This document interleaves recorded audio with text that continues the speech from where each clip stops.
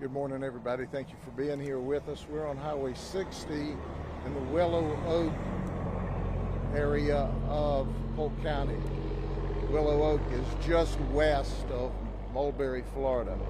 And here's what occurred at 5:41 this morning. We had a Bartow High School senior who was driving eastbound toward Bartow High School in her red pickup truck. She was apparently, from all indications at the early stage of the investigation, obeying the law. When this silver Expedition, which was westbound, turned to go south on the road to my left here. And at that moment in time, our red eastbound vehicle struck, as you can plainly see, the Expedition.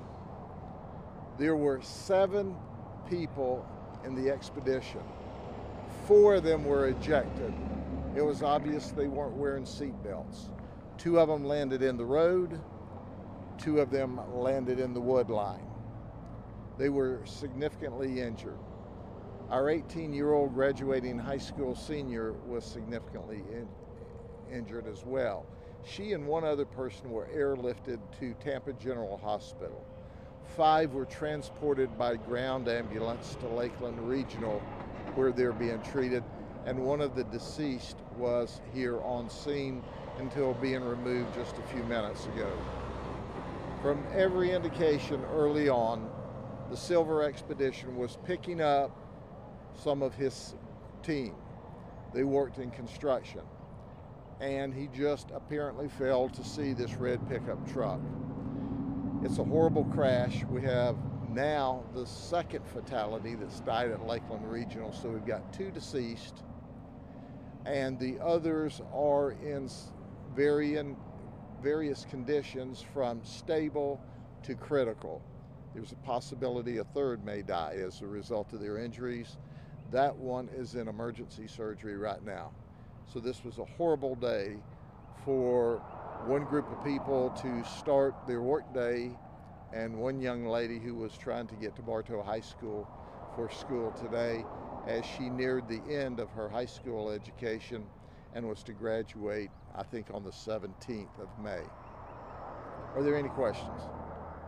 Sheriff, we've had neighbors reach out to us and say this is such a dangerous stretch of road. I mean, what can be done? Well, as you can clearly tell, the road is appropriately marked. The speed limit signs are there appropriately, but it's a 4-lane divided highway with ingress and egress. And quite frankly, what can be done is you don't turn in front of an oncoming vehicle. This was not the road's fault. It was not the design of the road's fault. This was the only person's fault was the person who, and didn't mean to, but for whatever reason did not see the red pickup truck and turned left in front of it. It was 5:41 in the morning, so it was still dark. We do have initial information that the red pickup truck had its headlights on, and clearly it was just a mistake when the driver of the Expedition turned in front. We also see over my shoulder here, there's another sign where someone else has lost their life right here.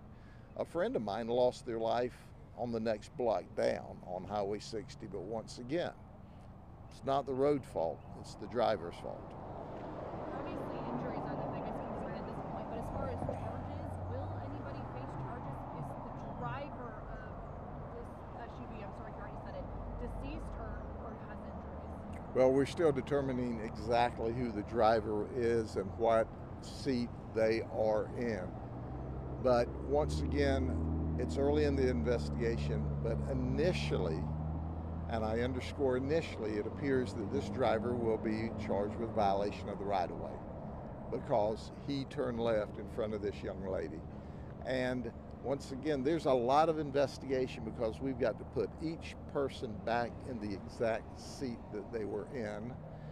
3 of them were not ejected. 4 of them were ejected. It appears they weren't wearing seat belts, and as a result, One of those ejected is deceased. The other one that was one of the others that was ejected, we believe is the second one that's deceased. But once again, those are the pieces that our homicide team will put together over the next days and weeks. Okay? You know what I know. Thank you very much. Take care.